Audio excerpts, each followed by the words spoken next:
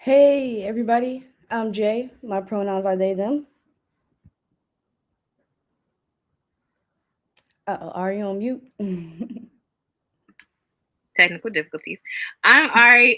Pronouns are she, her, and thank you guys so much for joining us for our second episode of Mama Wire Live. So, Mama Wire is Mothering Justice, a monthly video series that aims to inform you of the latest updates on U.S. policy and politics by centering on the needs of moms of color all around the country. Yes, thanks, Ari, and welcome everyone. Let us know in the comments the state, and the city you're from so we can update you on what's going on the world of policy and politics in your city.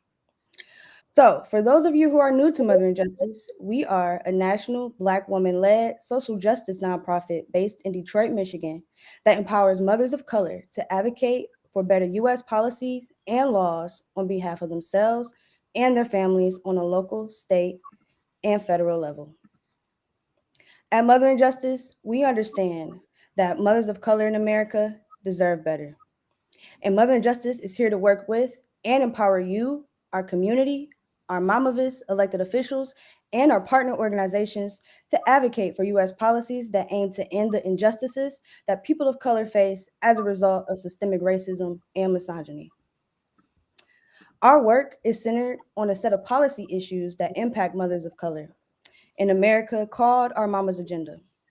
These issues include access to quality and affordable childcare, reproductive justice, which includes quality maternal health care and abortion rights, equitable paid leave and earned paid sick time policies, and equitable basic needs policies. Thank you for that, Jay. So, first, we definitely want to say Happy Women's History Month, and what a great month it has definitely been. Mothering Justice has highlighted some amazing women of color who have and are continuing to make history. Some of these women include Grace Lee Boggs, Paulette Jordan, and Janet Mock, whom you guys may know from the show Pose on FX.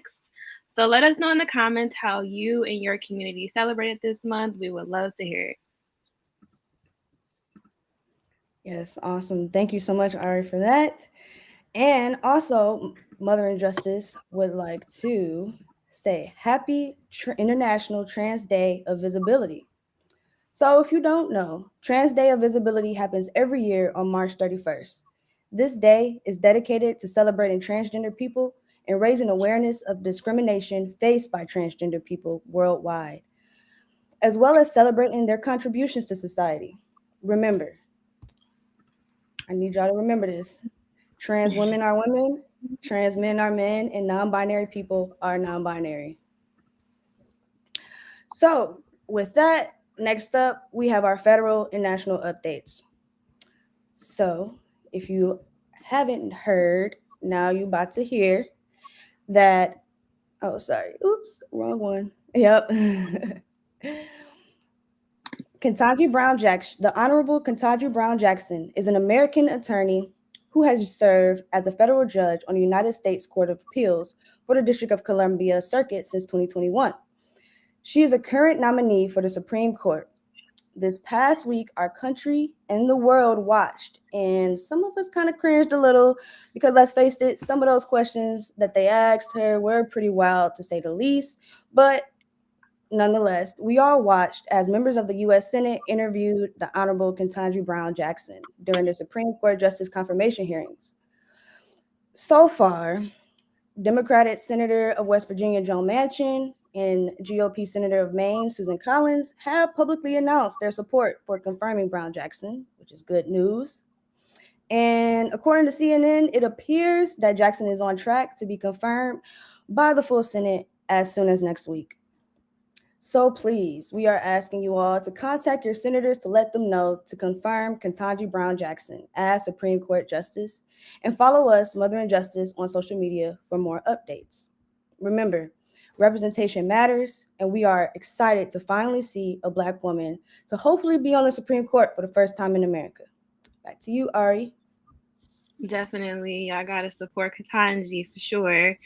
Now let's have our state update. So it has been 2 years since Governor Whitmer announced that the state will be implementing a 12-week paid family leave program for civil service workers.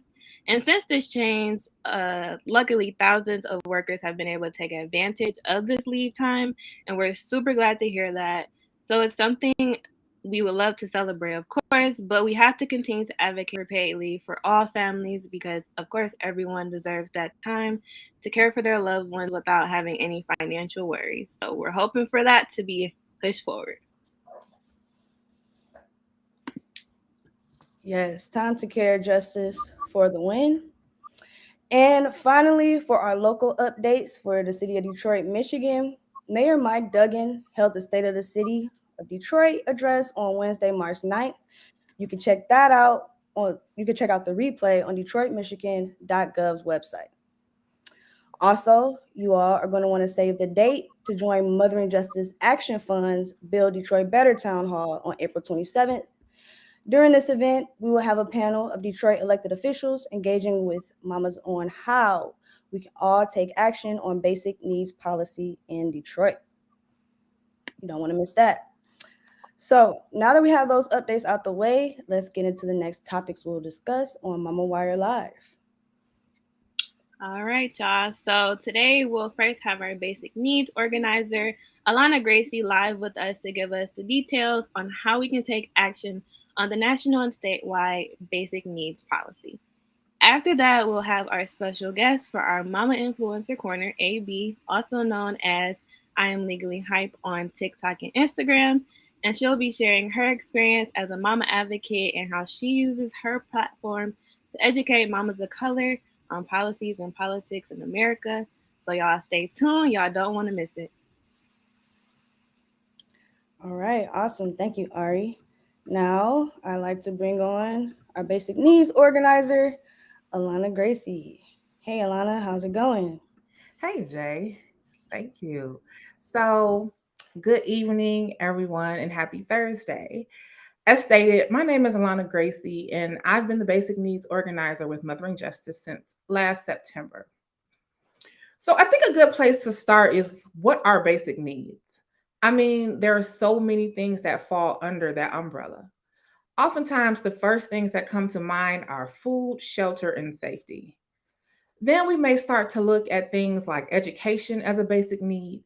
Some would say art is a basic need. Then there are things like play and rest. While I do not disagree that all of these things are basic needs, I think that with all things, there are levels, there are nuances. At Mothering Justice, we are defining basic needs as financial security, food, healthcare, the environment, and housing. And really, all of these things are connected to each other. Now, you may have heard the term safety net in connection to basic needs.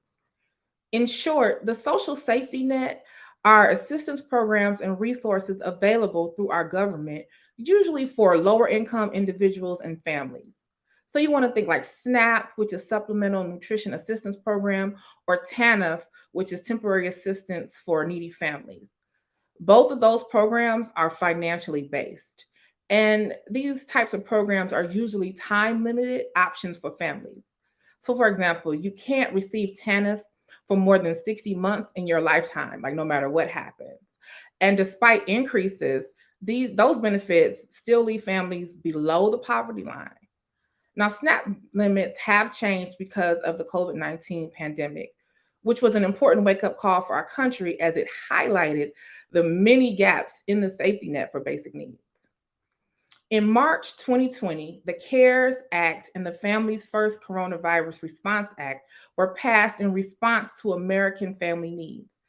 The CARES Act provided one time payments to families below a certain income level and a temporary supplement to unemployment benefits. And the Families First Coronavirus Response Act helps states make it easier to apply for or receive benefits, which created a temporary boost in benefits for some families while also removing or reducing certain restrictions that would have previously kept them from receiving certain government provided benefits. The ever changing Build Back Better Act was set to address many basic needs issues, such as food benefits into 2023 and 2024, covering medical costs for pregnant women and relief for prescription drug costs through Medicaid and Medicare, affordable housing concerns, as well as other mama's agenda areas like affordable childcare and paid leave and earned paid sick time, which are really another level of basic needs for mamas and families of color. In Michigan last year, Governor Whitmer, started the Michigan Poverty Task Force to make recommendations of the best ways to lift Michigan families out of poverty. Based on 35 recommendations to create this anti-poverty agenda, according to Lieutenant Governor Gilchrist, they were able to pass a state budget that will allow for investments to expand the Great Start Readiness Program, help low-income families pay water bills, and boost access to care, helping low-income families escape devastating cycles of poverty. According to United Way's Alice report, 1.5 million Michiganders struggle to afford the basic necessities of housing, childcare, food, technology, healthcare, and transportation. Another way to look at basic needs, right? Like it's just a slightly different layout.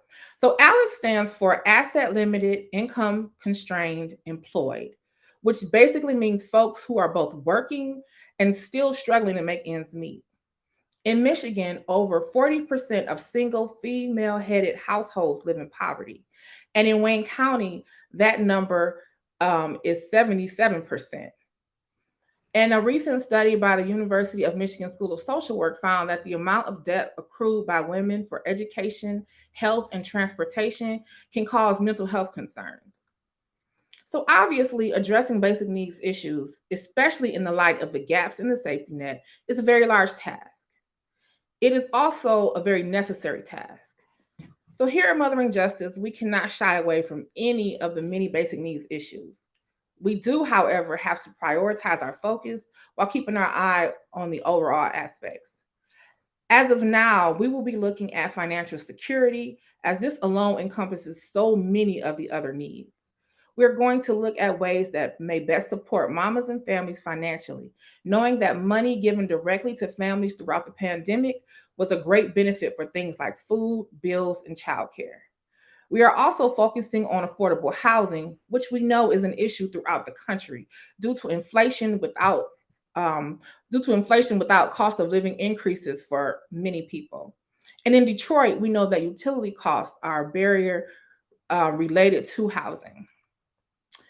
Of course, mama's voices are integral to how we move forward in addressing all of our mama agendas areas. We do have a survey that will help us better understand what aspects of these issues affect mamas the most. And we would love for you to take it and give us more insight. So please visit our website to get updates on taking this survey. And thank you all so much for being with us this evening. And now I'll pass it back to Jay and Ari. Awesome. Thank you so much, Alana. That was such insightful information. We'll see you soon. All right. So next up, we have our Mama Influencer Corner with AB Burns, aka I Am Legally Hype. Ari will be interviewing her about her experience as a mama of color who's a digital influencer. All right, y'all, time for the Mama Influencer Corner. So, if you know AB, AB is a social media influencer who uses her platform to educate her audience about current events using our language, African American vernacular English. In addition to her social media career, AB is a third-year law student where she serves as evening vice president of the Student Bar Association, president of the Black Law Student Association, and a peer mentor.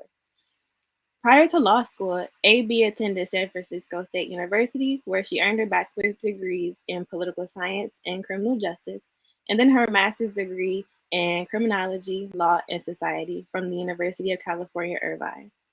AB began her journey of studying law and politics after her brother was wrongly convicted of murder to educate herself about why these kinds of injustices occur and to get justice for her brother. AB has a 4-year-old son named Santana Noel, who is the highlight of her life. And when she is not working hard and studying, she spends her time playing with Hot Wheels and reading Harry Potter books to her son. Her motto in life is, "Your thoughts come to life if you stick to your script." So let's take a look at one of AB's most recent videos. Ain't got nothing to do with me. So I'm still not gonna tell you who was in the meeting. I'm gonna just let you know that I was there. And I had a thing or two to say, and they had something else to say to me back. I think I already said that, but I'm gonna say it again. Anyway, so this is what happened. I was like, hey, question. So it's a lot of he say, she say, we say, he say going on in the streets right now. And I'm just wondering, like, how do we know what's the real? And like, how is we like really getting the message out there to our people? And it was like, sissy, that's where you come in. I was like, okay, come again. Can't really, what happened? And they was like, yeah, so we gonna tell you what we want them to know, and then you gonna go back and tell them, because they not listening to us. They not listening to us. They don't want to hear it. And we don't know what to do no more. So that's why we calling on you. So I was like, okay, this is giving me real Little Baby, Little Dirk, like voice of the street status. And it was like, yeah, call it what you want, but that's what it is. So I'm like, okay, well, what's the first thing you want me to tell them? And they was like, well, if you could just let your people know that freedom ain't free. It's not free. It's gonna cost, and y'all gonna help us pay for this war. Now we know you didn't agree to it, and you don't really got much to do with it, but y'all gotta help us pay. So here's the deal: price of gas is not going down no time soon. No, we finna ride this thing out at least through the end of the year. We're gonna have to ride it out. And your bread is probably gonna go from $5.99 to $12.99, but that's just what it is. We just taking a little bit off the top. So you're gonna feel it, but you're not gonna really feel it. You feel me? And I was like, well, I feel it, because I wish I would have told me this before I put my 2-week notice in. Now I gotta go beg these people for my job back, because it ain't no way I can keep paying $8.99 for gas. I can't. It's not gonna happen.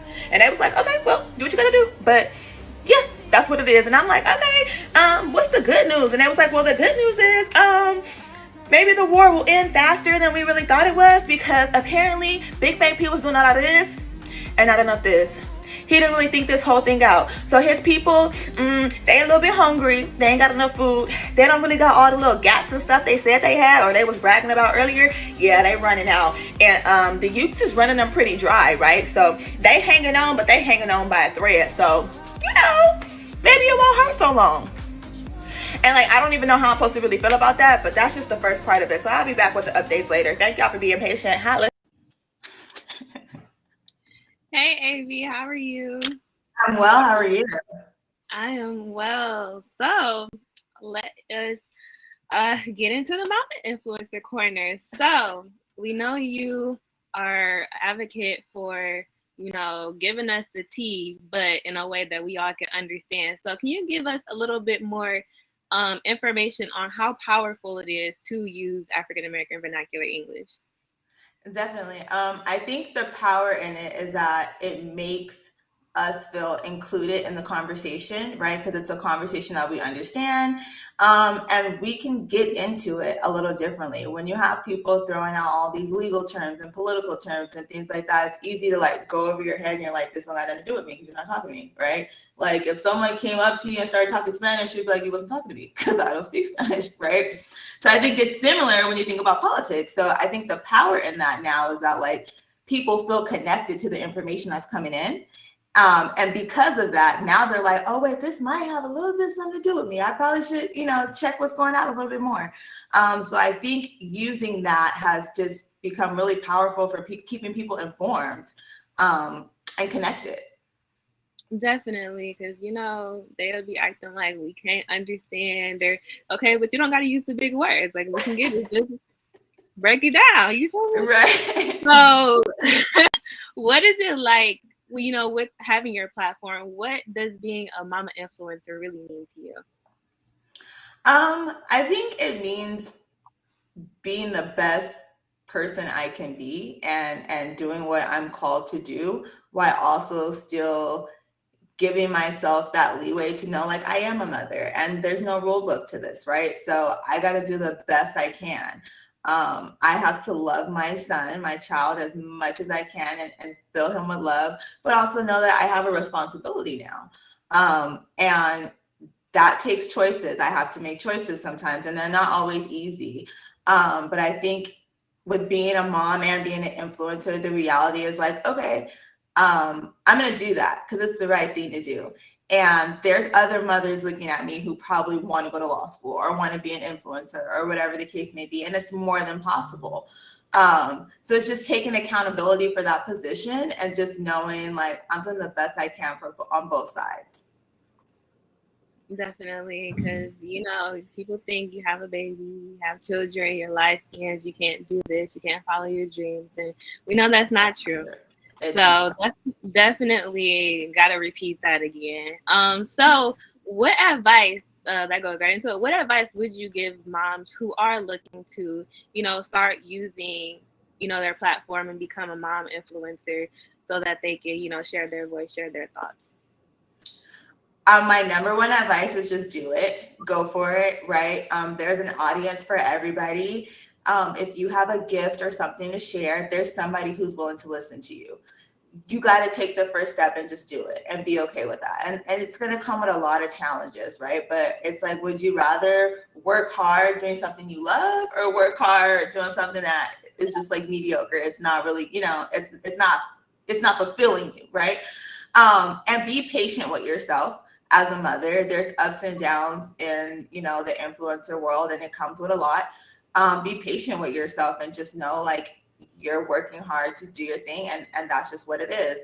And use your resources, use your tribe. You're going to need help. You're going to need sitters. You're going to need support. You know what I mean? Like, use your tribe and do your thing, because trust me, there's a mom out there somewhere who's like, oh, I wanted to do that and I didn't think I could, but I saw you do it, so now I feel like I can. And I think that's very powerful. Definitely. And would you say that, it took time to really, kind of get confident in your content and, utilizing your platform in the right way? Yeah, definitely. So when I first started, I started doing content about my brother and his case, and I was trying to find my voice in that too. Obviously, like, as like a law student, right? Like, in the back of my mind, I'm like, I don't want these folks to know I'm too ghetto, because when I try to go find a job later, they're gonna be like, I seen your video, and right, like, you're not playing this. So I struggled with that in the beginning for a long time, like finding my voice and kind of, finding my character for social media. Um, and ironically, it was like the one thing that I was most insecure about, which was kind of like being my authentic self and kind of showing people the version of me that maybe only my close friends and family receive. That was the thing about me that people loved the most. Like, that's what, like, people gravitated to that, right? And so it just like inspired me and taught me, like, okay, it's cool to be myself. And so, yeah, in the beginning it was difficult, but now obviously I think I have found my voice and I have a very supportive audience, which is amazing. And so it's only up from here, but it was a lot of ups and downs before I got to the space. Well, I'm good. I'm glad to hear that, because so many times people are, trying to put on a facade. It's so good when you can authentically be who you are, and that's what people love. So I'm really happy to hear that. So let's get into the influencer White House briefing video and the war in Ukraine. So by freedom ain't free, what did they mean by that in a way? So essentially, this is what we're looking at, right? You have this war going on in Ukraine where the Ukrainian people are fighting for democracy. They're fighting for freedom, right? Like, Putin wants to come over there and be like, hey, this is my spot and I'm on it, and I want all y'all to, like, be on my team. And they was like, we don't want to play for you. We don't really like your team, right? So for America, it's like, our thing is, this is the largest invasion since World War II. It could get ugly real quick. So, America, if y'all want to be free and y'all don't want Big Bang P or whoever pulling up in America, having y'all in the street doing Tybo and P90X, then look, it's going to cost you, right? So it's either going to cost you, you're going to put them up or you're going to put them up. So essentially what that means is that, yeah, the cost of living in America is probably going to go up, right? We've seen our gas prices skyrocket. Food in the grocery stores has, the price of food has gone up. And it's because they have to take, economically, we have to fulfill the money and the resources and stuff that we are giving to Ukraine, to help them fight for their democracy. So that Russia knows, like, you can't just pull up wherever you want to pull up and think you're going to bully somebody. But again, so there's a financial cost to that. Again, unless you want to go in the street and fight, the financial cost is gas is going up. Food's going to be a little more expensive, right? Like, we're going to have to start moving some things around, shifting some bread. And so again, when I say freedom ain't free, it's like, yeah, we're free. Like right now, we're not getting attacked by a dictator. But in order to do that, if we don't want to send our American soldiers over there, we got to send money. We got to send like supplies, right? We got to send ammunition. We have to send all these kind of things. Those things cost America the same way they cost us. And so Americans, we got to pay for it. So again, when it goes to freedom ain't free, it's like you either gonna fight or you gonna pull out your wallet, which one you want to do. And quite frankly, I haven't been in the gym in quite some time. I'd rather pay. I know that's right, because I'm gonna be the first one. Like, hold on. You said what? Let me get my checkbook. I got you. Literally, like how much? Okay, but yeah. So, but that goes into it because people are like, okay, y'all got the money to send Ukraine money, ammunition, guns, but you know, with Biden, it's like one of the biggest promises was student loan forgiveness. Even myself, I'm like, y'all calling me, but y'all need to be calling Joe. Like, no. So, what is the details behind that?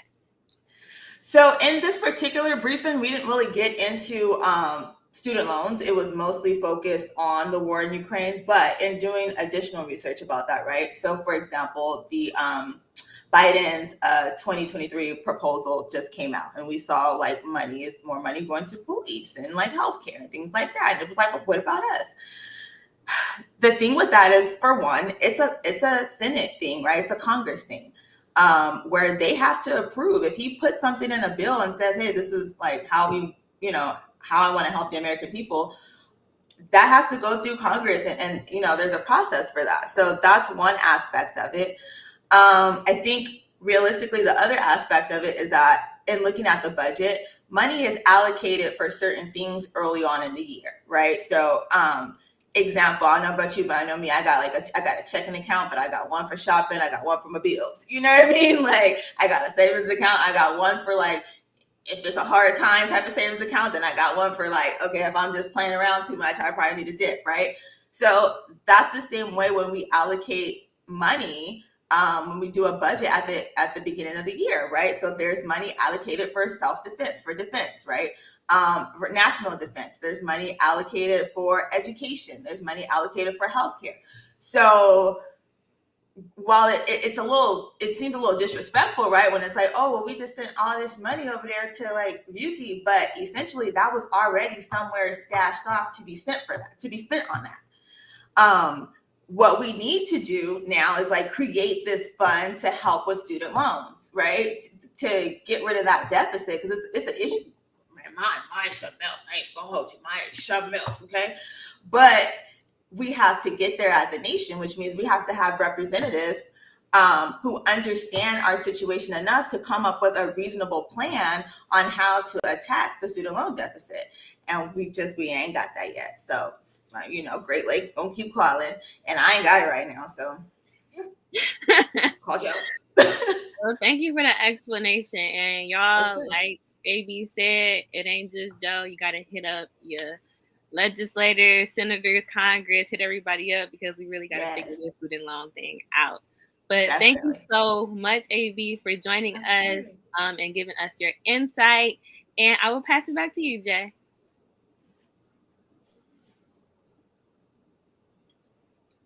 We can't hear you. Awesome. Oh, there you go. Can you hear me now? Yeah. All right, awesome. Thank you. I was just saying thanks so much, AB, for joining us. We hope to collaborate again with you soon and take action. And we hope you have a great day. You as well. Thank you. Thanks for having me. Yeah, no problem. All right. So we just have a couple more updates to uplift before we close out. First, again, please save the date for our Build Detroit Better, town hall, where we will be empowering mothers of color in Detroit to take action on basic needs policies in our community. And also, next week, we will be kicking off the month of April with a Black Maternal Justice celebration from April 4th to April 8th, my birthday. Hint, hint. And then following that, there will be Black Maternal Health Week from April 11th to April 17th. So Mother and Justice will be out of office during that time. However, we still will be engaging in Black Mental Health Week online on our social media platforms. So make sure you check that out. And other than that, we hope you all have a great rest of your evening, and peace, love, and justice. Peace, y'all.